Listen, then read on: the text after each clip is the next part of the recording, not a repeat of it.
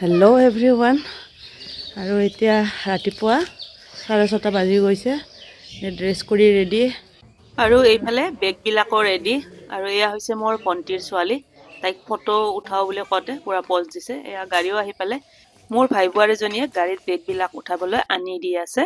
এতিয়ালৈকে কোৱাই নাই নহয় কলৈকে যাম আচলতে আমি আজি গৈ আছো হায়দৰাবাদলৈ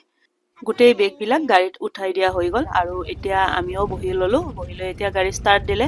আৰু আমাৰ লগত ভণ্টি আৰু ভণ্টিৰ ছোৱালীজনীয়ে সিহঁতৰ ঘৰলৈ আহিলে মানে তাই নামি গ'ল সিহঁতৰ ঘৰত তাই মাহঁতৰ ঘৰত আছিলে আগদিনাখন ৰাতি মই যোৱা কাৰণে আৰু মাহঁতেও যাব সেইকাৰণে আৰু ছোৱালীজনী ইমান মৰম লগা নহয় এতিয়া আমি সিহঁতক এৰিলো আকৌ গৈ থাকিম এয়া আহি পালো আমি বেকি নদী হায়দৰাবাদলৈ মা দেউতা মই আৰু দাদা গৈ আছো বহু বছৰৰ মূৰত এনেদৰে সৰু গাড়ীৰে নিউ বঙাইগাঁৱলৈ আহিছো এনেতো আগতে ট্ৰেইনেৰে বহুত অহা যোৱা হয় এয়া আহি পালো আমি বঙাইগাঁও টাউন আৰু বঙাইগাঁৱৰ পৰা এয়া আহি পালো নিউ বঙাইগাঁও ৰেলৱে ষ্টেচন এতিয়া ইয়াত আমি নামি ললো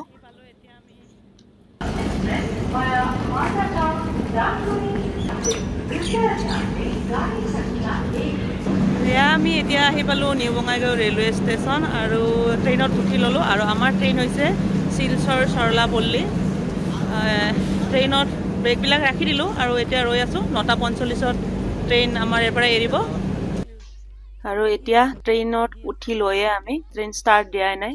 ৰাতিপুৱা মানে ব্ৰেকফাষ্ট নকৰা কৰি আহিলো মইতো একোৱে নোখোৱা কৰি আহিলো মা ঘৰৰ পৰা এইবিলাক লৈ আহিছে ভাই বোৱাৰীজনীয়ে বনাই দিছে ভাপত দিয়া পিঠা লাল চাহ আৰু মিঠাই এইবিলাক খাই ললো তেতিয়ালৈকে ট্ৰেইনো ষ্টাৰ্ট দিলে আমাৰ ব্ৰেকফাষ্ট কৰি লোৱাৰ পিছত এতিয়া অলপমান শুলো আমাৰ দুটা সিট ইয়াতে আৰু দুটা সিট অলপ আগত আছিলে সিট দুটা আমি এক্সচেঞ্জ কৰি ললো আৰু যেহেতু গোটেইবিলাকে একেলগে থাকিলে ভালো লাগে আৰু খোৱা লোৱা কৰাটো সুবিধা হয় সেইকাৰণে আৰু মানুহজনক কোৱাৰ লগে লগে গ'ল আৰু এতিয়া আমি মালদা ৰেলৱে ষ্টেচনত নামিছো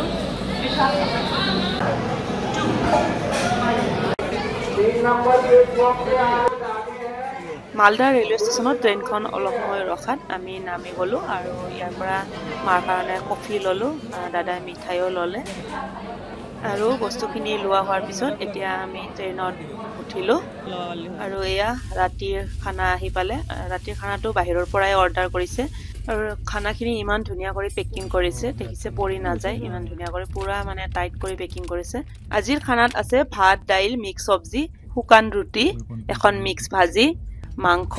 মিঠা চাটনি এখন সালাড পাপৰ আৰু লগত মিঠাই এটা আছে আৰু এয়া হৈছে পিছদিনাখনৰ ভিডিঅ' পিছদিনাখনৰ ৰাতিপুৱাৰ ভিডিঅ' আৰু ইমান দেৰিলৈকে মই ব্ৰেকফাষ্ট কৰাই নাই শুই আছো অলপমান আৰু এইটো কি ষ্টেচন আহি পালো জানো ইমান ধুনীয়া কৰি গছবিলাক ৰৈছে ভাল লাগিছে ফুলি আছে ফুলবিলাক আৰু ষ্টেচনবিলাক এনেকুৱাই এইফালে মই কেইটামান ষ্টেচন পালো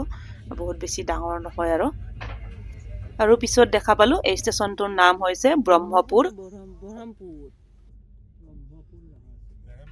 মাহঁতে ব্ৰেকফাষ্ট কৰিলে আগতে আৰু মই এতিয়ালৈকে খোৱা নাই সেইকাৰণে কল এটাকে খাই ললো যোৱাকালি মাই ব্ৰেকফাষ্টৰ লগতে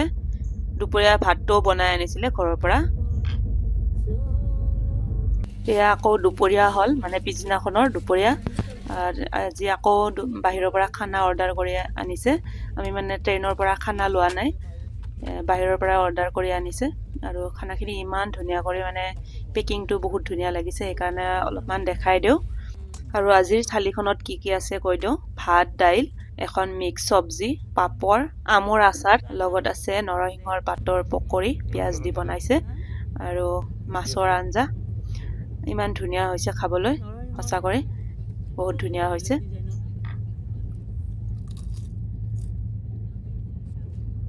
আৰু এই পেকেটটোত এক্সট্ৰা কৰি অলপমান দাইল দি দিছে আমি বিশাখাপট্টনম পাইছো এতিয়া বাজিছে সন্ধিয়া 4:30 আমি এতিয়া বজাৰ কৰিব আহিছো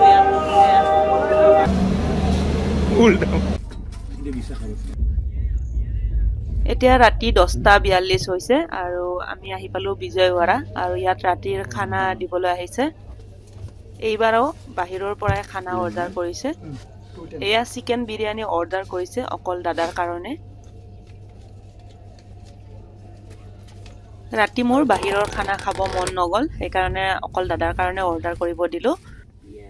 আৰু মই এতিয়া মাহঁতৰ লগত খাম চিৰা কল ৰাবৰি লগত চেনি আৰু নিমখ অলপমান সানি লৈছো আৰু ধুনীয়া কৰি খাই ললো খোৱা লোৱা হোৱাৰ পিছত এয়া বিছনাবিলাক ৰেডি কৰি লৈছো এতিয়া শুম আৰু কাৰণ ৰাতিপুৱা সোনকালে পাই যাম আমি মা মই তলতে আছো দাদা ওপৰত আৰু দেউতাও সাইডৰ তলত আছে আৰু এতিয়া আমাৰ ট্ৰেইন আকৌ ষ্টাৰ্ট দিলে এতিয়া আমি আহি পালো গুন্টুৰ আৰু ইয়াৰ পৰা ট্ৰেইন ষ্টাৰ্ট দিব আৰু আমি 13 তাৰিখে গাড়ীত উঠিছিলো আৰু আজি 15 তাৰিখ আৰু এতিয়া 15 তাৰিখৰ ৰাতিপুৱা 4:30 বাজি গৈছে আৰু আমি পাই গলো হায়দৰাবাদ এতিয়া ট্ৰেইনৰ পৰা নামি লম এতিয়া আমি আহি পালো চিৰাপল্লী ষ্টেচন মানে হায়দৰাবাদ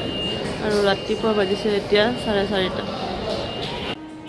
ট্ৰেইনৰ পৰা নমাৰ আগে গৰম কাপোৰবিলাক পিন্ধি ললো কাৰণ বাহিৰত বহুত ঠাণ্ডা আৰু ষ্টেচনৰ পৰা বাহিৰ ওলাই আহিলো অভাৰ ব্ৰিজেৰে এতিয়া আমি বাহিৰত ওলাই আহি গাড়ীৰ কাৰণে ৰখি আছো এয়া গাড়ী আহি পালে এতিয়া আমি গৈ থাকিম হোটেলৰ ৰুমলৈ আৰু আমাৰ হোটেলখন হস্পিটালখনৰ একেবাৰে ওচৰতে যেহেতু আমি AIG হস্পিটাললৈ আহিছো তাৰ ওচৰতে আমি হোটেলৰ ৰুম লৈছো আৰু এয়া ৰাতিৰ অলপমান পৰিবেশ দেখুৱালো আৰু অভাৰ ব্ৰিজখন দেখিছে ইমান দীঘল নহয় আমি মানে জোৰ পৰা গাড়ীত উঠিছো তালৈ মানে নমালৈকে মোটামুটি অভাৰ ব্ৰিজখন দেখিছো এয়া আহি পালো AIG হস্পিটাল আৰু এয়া AIG হস্পিটালৰ কাষৰ ৰাস্তাৰে আমি আহি গলো আমাৰ হোটেল এতিয়া বেগবিলাক নমাই হোটেল ৰুমলৈ সোমাম ইয়াৰ ভিতৰৰ মানে সৰু সৰু ভিডিঅ'বিলাক দিয়া নাই আৰু ডাইৰেক্ট ৰুমলৈ অহা দিলো 5টা বজাত ষ্টেচনৰ পৰা আমি গাড়ীত উঠিছিলো আৰু হোটেলৰ ৰুম আহি পালো আমি 6টা বজাত এঘণ্টা সময় লাগি গৈছে আৰু ৰুমটো আহিয়ে মানে বস্তুবিলাক বেগবিলাক খোলাৰ আগে আগে অলপমান ভিডিঅ' কৰি দেখুৱাই দিলো কাৰণ জানেতো বেগবিলাক খুলি দিয়াৰ লগে লগে ৰুমৰ অৱস্থা একেবাৰে কাহিল হৈ যায় আমি 4 জনৰ কাৰণে এটাই ৰুম লৈ লৈছো কাৰণ দেউতা হস্পিটালত এডমিট হ'ব লাগিব তাৰপিছত আমি 3 জনে থাকিম ইয়াত ৰুমটো অলপমান দেখাই দিলো আজিৰ ভিডিঅ'টো এইখিনিতে শেষ কৰিম ভিডিঅ'টো শেষলৈকে চোৱাৰ বাবে ধন্যবাদ